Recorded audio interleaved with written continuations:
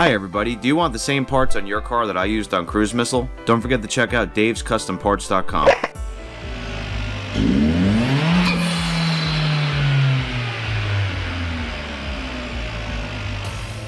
Hi everybody, welcome to the Dave's World YouTube channel. If you've been following along since day one, you know I've been building this car, basically from a stock Chevy Cruze all the way up to what it is today. I do have other videos where I brought this car to a dyno, but what we're doing today is we're actually going back to the dyno. The reason we're going back to the dyno is because I just finished putting in a big turbo in this car. It's from Turbo Bay. You can get it online. They're pretty good people. Really like the company because at the end of the day I was able to talk to them on the phone and they did a great job building a custom turbo for me. What I really need to do is I have a couple finishing touches I need to do to the car before we can actually get it to the dyno. The air fuel ratio gauge that I put in the other day is literally just laying on the dash, and I have all these wires hanging out, and I didn't want the person running the car on the dyno to see that and deal with it hanging all over the place while we're running the car. So I need to clean the car up. I want to put this in a nice spot, hide all the wires, or at least get them out of the way just for today. I don't want any problems at the shop. The other thing I need to do is the wastegate. If you saw in the last video, I had to increase the spring and increase the preload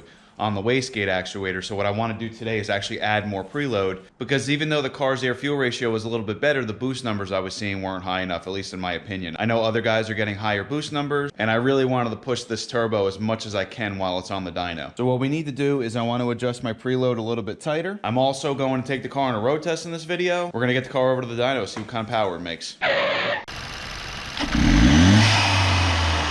Rev it again. A little higher.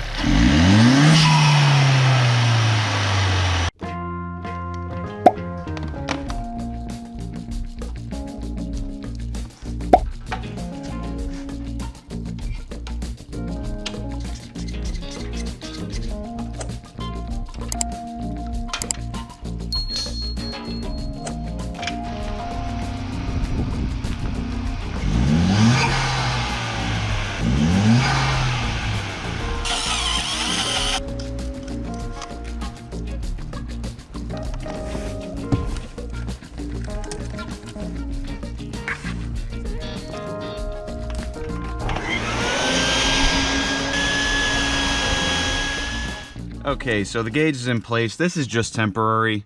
I actually came up with a gauge pod for down here, but for right now, we're gonna leave this here just for today. I just wanted to make sure there weren't wires hanging everywhere, and then that was someplace where it's not gonna be flopping around the cab. All right, there we go.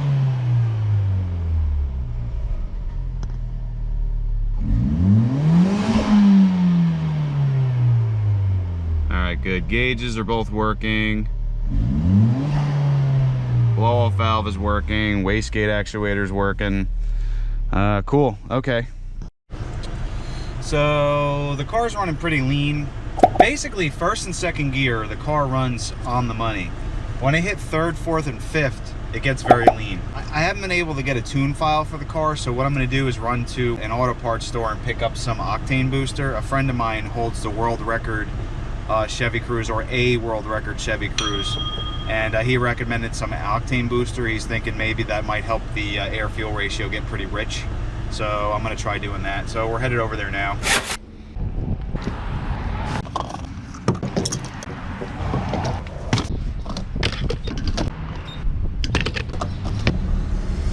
Okay, so what I did was I put enough octane booster in the car to actually service like 32 gallons of fuel.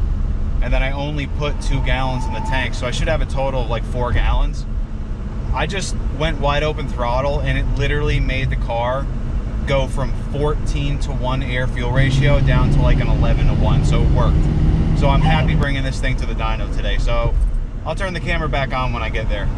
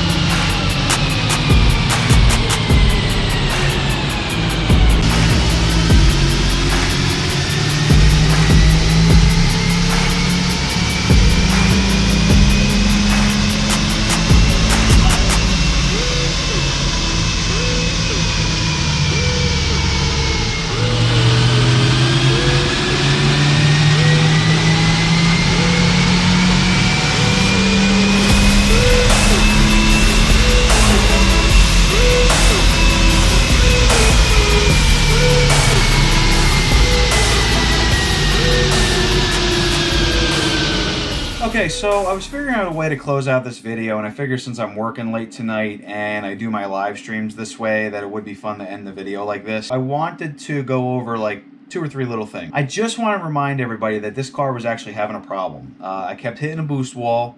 The car had a problem where it kept hitting like 15 pounds of boost at this point. In certain situations, I was only hitting about 20 pounds of boost because something was physically wrong with the, well, I have a video showing what was actually wrong, but I just want you to know that I fixed that problem since the dyno runs. The car now makes about 30 pounds of boost, which I have some footage that I put in a couple other videos to show you. The car is running the factory exhaust system, so I still have a factory downpipe. I have the factory catback system. So this car is making some really good power even with no exhaust modifications whatsoever, which is key because there's a lot of information online, but a lot of people don't really understand, like, oh my god, my car made this much horsepower, but you don't realize what's actually done to these cars. So the car, you know, even though it had a problem, made some very good power. Since I fixed it, it's making even more power, and it's going to be going back to the dyno so we can see what kind of power it's making now versus, you know, when you saw what's in the video. You know, when I went to the dyno, it was April, so what are we in, June already? So by the time I go back, it's probably going to be the end of summer when you guys see this again on the dyno, but it's going to be making hopefully a lot more power than it did. So you saw in the video the numbers, but I at least want to show you the real dyno sheet. You know, the graphics, it didn't sit well with me because I didn't want anybody thinking that I put whatever I wanted in the graphics. I just wanted to do some cool graphics because I like to edit. But here's the actual dyno sheet. So it's consistent with what I put in the video. The very first run, we pretty much hit the red line. They used too low of a gear, and even though they hit red line, it did make 230 foot-pounds of torque and 210 horsepower, which isn't bad. I mean, considering this car only made like 110 horsepower to the wheels from the factory, these are really good numbers, even though the car had a problem. The very second run, which is this middle line, and then these dotted lines are the torque, I think, might be reversed. It was 231 foot-pounds of torque and 229 horsepower, which is, I mean, again, I really like that power number. And then the very final number was 241 foot-pounds of torque and 249 horsepower. That's the higher numbers. I think in the very last video that we filmed, the car made 255 foot-pounds of torque, which was very nice. But the problem was when it made that 255, it was very early in the power band, so like it spiked up. So really it was making like 220 something, spiked up to like 255 and then came back down again. It was very early in the RPM range. So what would happen is the car would feel like it was running out of power. It's like it would pin you in your seat and then it wouldn't feel any faster for like the rest of the RPM range. Now it basically starts pinning you in your seat and then it starts rising linear, like almost like a V8 car feels, or a naturally aspirated engine. So yeah, it definitely has more power. Since I fixed the car, it has, I mean, the butt dyno, it feels like a 400 horsepower car. I guess because the car is relatively light and it has a very, you know, very good balance, that it feels a little faster than it should. But at the same time, I know it's not a V8, but I am very impressed with the fact that it's a 1.4 liter engine. So yeah, so again, car made very good power. I wanted to show you guys the proof. All things considered, the horsepower the car is making with all the tweaks and the intercooler that I have on it and the different modifications I made to the wastegate, and a few other things on the engine that you guys have seen videos on and you will see videos on. I'm very happy so far. So even though the car had a problem, we're going to get it back to the dyno. We're going to see what kind of power the car makes next. I might even do methanol injection before the next video because I'm shooting for about 300 horsepower in this car this year. And I think with methanol we can get there. If not, hopefully close. Hopefully you guys enjoyed this video. Have a very nice night, and if you ever need anything, feel free to ask. Also, members, I appreciate you guys supporting me.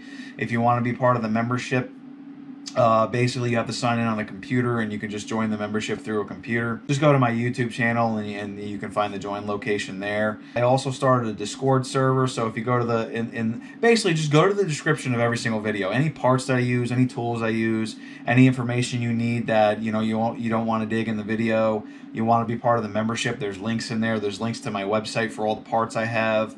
And there's a link to the Discord, so you guys can pretty much be part of my inner circle if you want. And I appreciate all the support, everyone. Have a nice night.